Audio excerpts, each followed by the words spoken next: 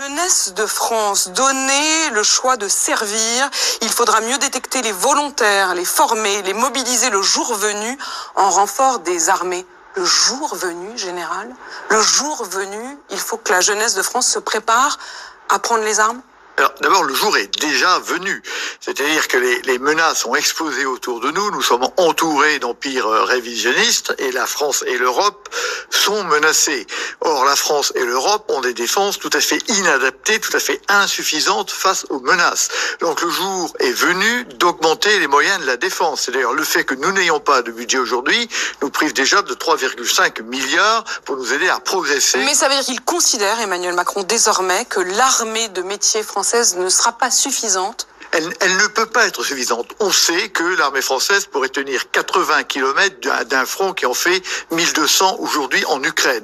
Elle a été dimensionnée pour un autre temps et d'autres menaces. Il convient d'adapter aujourd'hui à la menace qui, il faut le rappeler à vos téléspectateurs, est supérieure à la menace qui existait pendant la guerre froide. Or, pendant la guerre froide, nos budgets allaient de 5 à 3,5% avec des effectifs beaucoup plus importants parce que... De notre PIB. De notre PIB, bien sûr. Avec une défense beaucoup plus importante puisqu'elle a été appuyée sur le service national.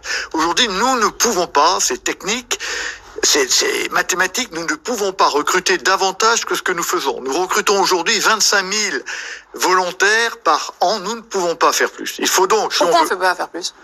Eh bien, parce que la ponction sur la jeunesse française ne peut pas aller au-delà. C'est un peu le paradoxe général, c'est que hier, on a eu Emmanuel Macron qui a dit, voilà, il va falloir avoir une armée de réserve beaucoup plus large, et en même temps, il met fin au SNU, qui était censé être une sorte de nouveau service civique, qui est un serpent de mer, ça fait 10 ans qu'on en parle, et qui finalement est en train de mourir de sa belle mort. Non, ça n'est pas un paradoxe. Le SNU, c'était une inversion du service militaire, c'est-à-dire qu'on demandait à la France de former des jeunes pour eux-mêmes.